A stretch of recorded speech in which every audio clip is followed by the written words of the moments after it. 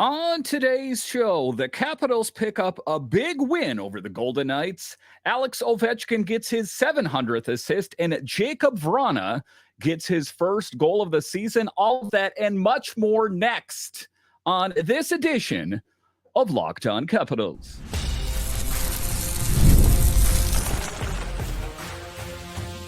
Your Locked On Capitals, your daily podcast on the Washington Capitals. Part of the Locked On Podcast Network. Your team every day. Well, hello and welcome into this edition of Locked On Capitals. I'm so glad you decided to join me today. As always, this podcast is free and available on all the major platforms, including the SiriusXM app and on YouTube.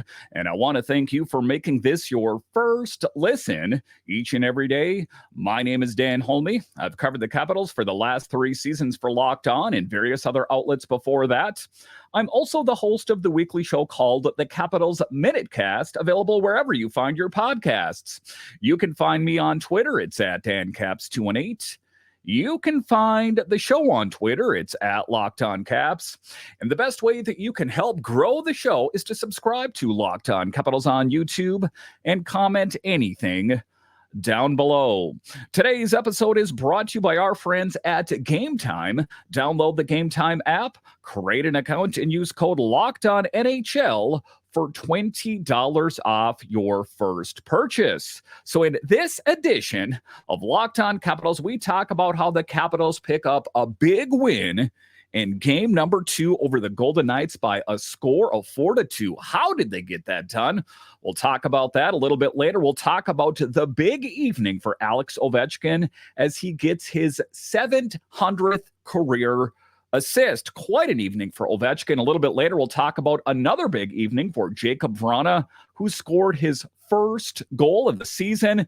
Then we'll talk about the big night as Logan Thompson faces his former team and is up to the task and helps the Capitals pick up a big win. But just to get it going here, this was a feel-good game for the Capitals. There was a little bit of doubt after the last game about, this team made a lot of big acquisitions in the offseason, but it kind of looks like the Capitals of last year.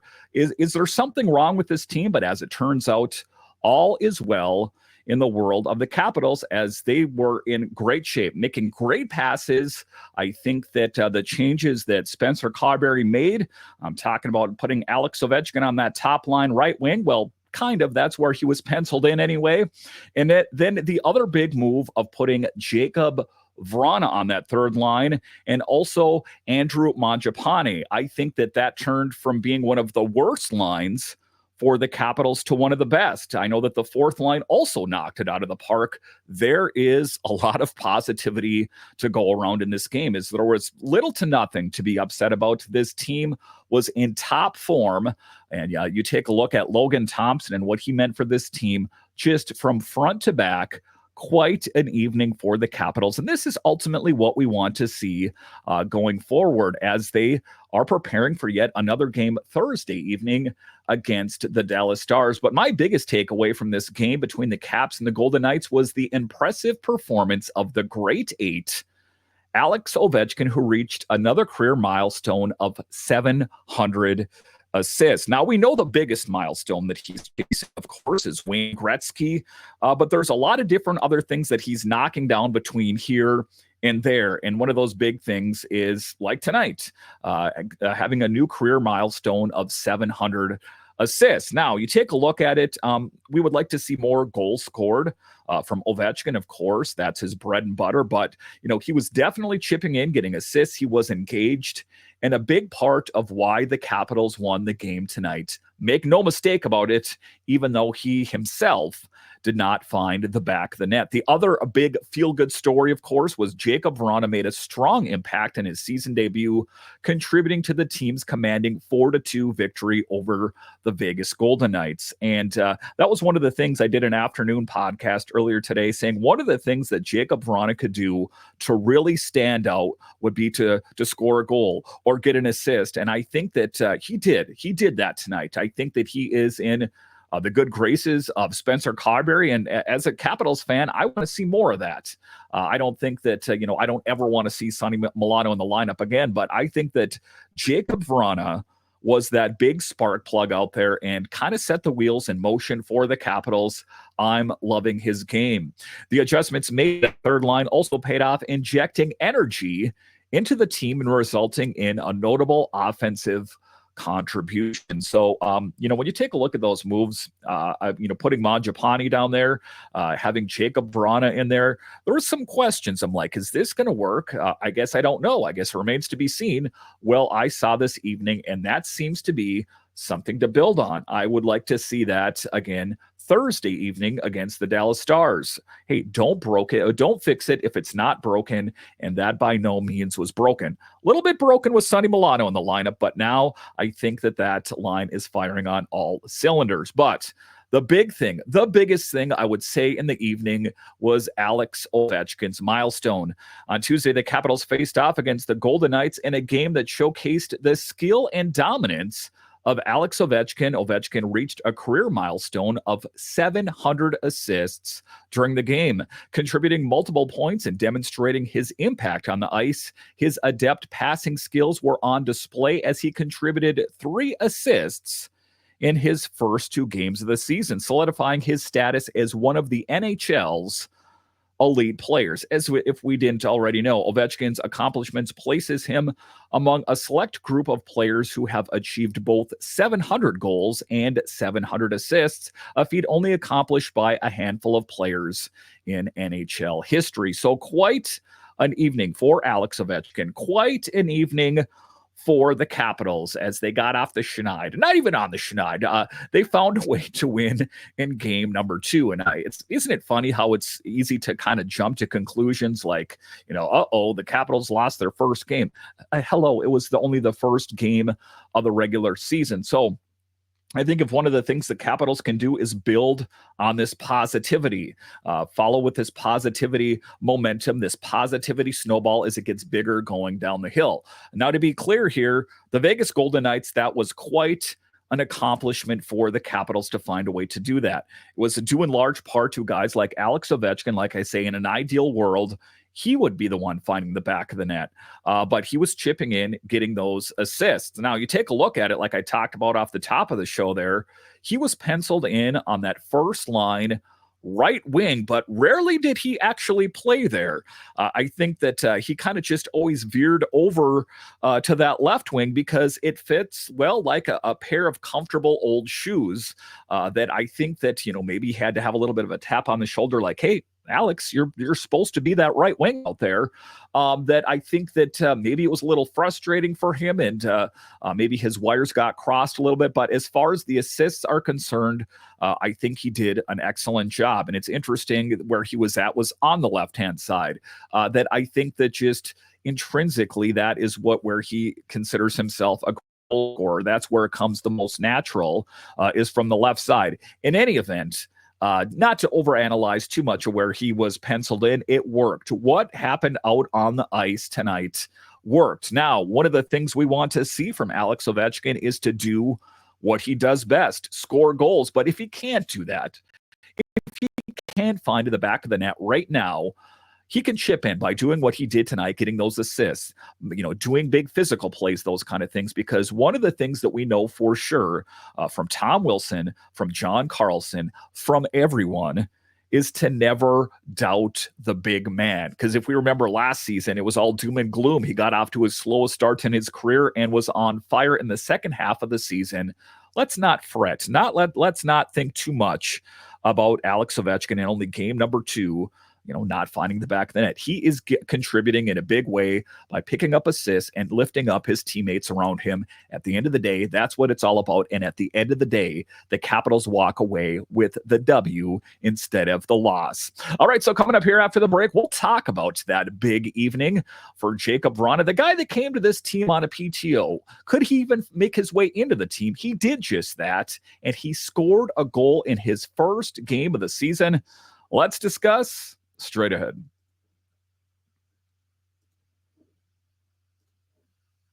Game Time has a new feature called Game Time Picks that makes getting tickets for your favorite live events even easier. Game Time Picks filters out the fluff to show you only incredible deals on great seats so you don't have to waste time searching through thousands of tickets. Now, that's the frustrating part for me is my favorite band is coming to town, stand-up comedian, my favorite team is playing, and it's hard to find tickets. Or if I do get tickets, what are they going to look like from where I'm sitting, whether it be the field or the stage? That is why you need Game Time. It takes the confusion out of buying tickets. So take the guesswork out of buying tickets with Game Time. Download the Game Time app, create an account, and use code LOCKEDONNHL for $20 off your first purchase. Terms apply. Again, create an account and redeem code LOCKEDON. NHL for $20 off. Download Game Time today. What time is it? Game time. Prize Picks is the best place to get real money sports action. With over 10 million members and billions of dollars in awarded winnings, Prize Picks has made daily fantasy sports accessible to all. You just pick more or less on at least 2 players for a shot to win up 100 times your cash. Run your game all season long with Prize Picks. You can now win up to 100 times your money on Prize Picks with as little as 4 correct picks. Prize Picks is the only real money daily fantasy platform with an injury insurance policy, so your lineup stays in play even if one of your players gets injured. If your player leaves in the first half and doesn't return, Prize Picks keeps your lineup live. That is the big thing there. So download the app today and use code LOCKEDONNHL to get $50 instantly after you play your first lineup. That's use code LOCKEDONNHL to get $50 off instantly after you play your first $5 lineup.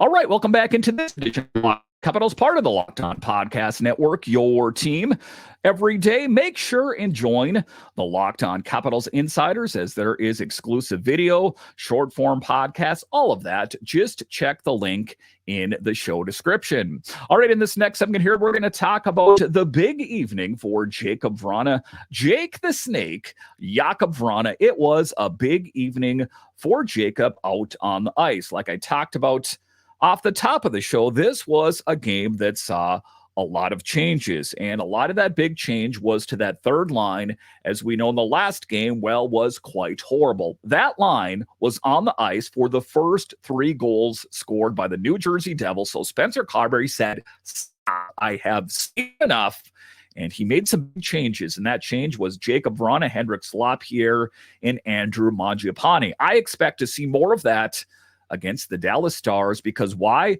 I think that Jakub Vrana is a key piece to this team, and that line in general was really good. If you take a look at Mangiapane assisting out there, I love it. There was a lot to love about that line. The Capitals saw a strong performance from Jakub Vrana, who scored in his season debut. After a challenging season opener, Washington made a significant change to their third line by replacing Sonny Milano with Jakub Vrana and moving Andrew Mangiapane to the line in order to inject some energy into the lineup. And mission accomplished. That line played, darn near flawlessly. The adjustments paid off as Vrana made an immediate impact by scoring a goal for the Capitals and an assist for Mangiapane. This marked Vrana's first regular season goal with the Capitals since April 9th, 2021, and showcased his speed and strong decision-making throughout the game. His performance has certainly made a strong case for him to remain in the lineup moving forward. I definitely think that is going to be the case, that we're going to see a whole lot more from Jakub Vrana in the lineup. Now, what does that mean for Sonny Milano? That's going to mean that he might be the extra for a little bit. Or if Jakub Vrana falls off a little bit, or if there's some sort of injury, I think it's important not to worry about those things too much and just go with what works. Now, we take a look at that top line. It had Alexei Protas, Dylan Strome, and Alex Ovechkin on the right wing. Did that work? Yes. Is that what Spencer Carberry is going to do versus Dallas? I don't know. I don't know if that is something that they want to continue. It worked well. You take a look at it, assists, you see Protas scoring goals. So on paper, yes, it looked pretty good. that might need to be something that's reconsidered, or potentially they might want to keep rolling forward with that. But as far as the third line in particular, that was a really big thing for the Capitals. So I expect to see a whole lot more from Jakub Vrana. This is that feel-good story, kind of that Disney story, if you will, about a guy that was on this team at once upon a time during a really special time in the Capitals' history, the year that they finally got a lot of bad history off their back and they won a Stanley Cup. Now, he left the team, lost his way, had some personal issues, those kind of things. Came to this team on a PTO as kind of a long shot. I know that it was the makings of a good story, but was it anything more than that, considering that he got bounced around from a couple different teams, including in the AHL? Would it be worth it? All things considered, I think that he's a more mature Jakub Vrana, and I think that he is thankful for the team that took a chance on him in the first place. That I think he's going to do his level best to help out this team. I know that there were a lot of fans that were disappointed when they found out that he was no longer going to be on the Capitals. So I think that for a lot of fans, a lot of the broadcasters, a lot of the players, they were very happy to see him come back. But it's not just about positive vibes. It's about what can you do on the ice. And tonight, he exemplified that by scoring his first goal and definitely set the Capitals going in the right direction. But not just the third line. Other notable performances was the fourth line. Brandon Duhaime, Nic Dowd, and Taylor Raddysh has proven to be a reliable and cohesive unit since joining the Capitals. Their chemistry was once again on display as they made significant offensive contributions with the assistance of Jakob Chychrun. Chychrun delivered an outstanding performance for DC during the game, showcasing his exceptional puck handling skills, speed, and agility. Chychrun is as advertised. There were some people that weren't totally bought into the thought process of is Chychrun really going to be that great? He's bounced around a couple teams, and the word was that he wanted out of Ottawa. Was that really the case? Well, whatever. We can't live in the past. What I saw from him tonight was reassuring. So taking a look at it, Chychrun delivered an outstanding performance, talking about his great puck handling skills and speed, all things that make him a truly great player. His efforts culminated in a memorable moment when he joined the offensive rush and netted his first goal as a member of the Capitals. Capitalizing on a 2-on-1 opportunity with Dowd, Thompson's debut was impressive, showcasing his agility and quick reflexes. I'll talk about him a little bit more in the following segment. To put a bow on this segment, a big evening for the Caps third line, a big for the fourth line. And I didn't really have any doubt. I didn't have a whole lot of question about the fourth line, as I perceived that to be the Capitals' strong suits. The third line, that was the biggest question mark, considering what we saw in game number one. What kind of team were we going to see? What kind of third line were the Capitals going to be having out on the ice? I think we have found what works. Have we caught lightning in a bottle? I don't want to get ahead of myself, but I definitely think that Vrana, LaPierre, and Mangiapane is a good mix. Again, I expect to see that on Thursday. And as far as the fourth line and Chychrun is concerned, everything as it should be and is firing on all cylinders. All right, so coming up here after the break, we'll talk about Logan Thompson facing his former team. I think that situations like that can kind of start to play head games with you, but not in Logan Thompson's case. He seemed even-keeled and ready to take on the opponent. Let's break it all down coming up.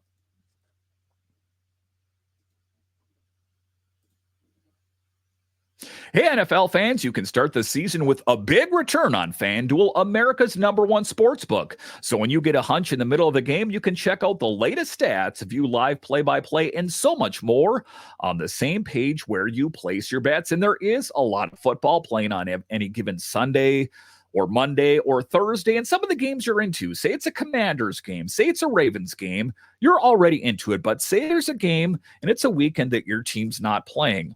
Open up the FanDuel app, put a little bit of money on those games. All of a sudden, they got that much more exciting.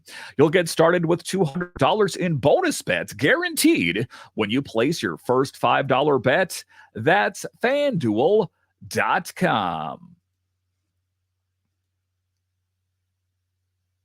All right, welcome back into this edition of Locked On Capitals, part of the Locked On Podcast Network, your team every day. So it was a big evening for quite different Capitals players. Some Capitals players scoring their first ever goal with the Capitals or their first goal in quite some time.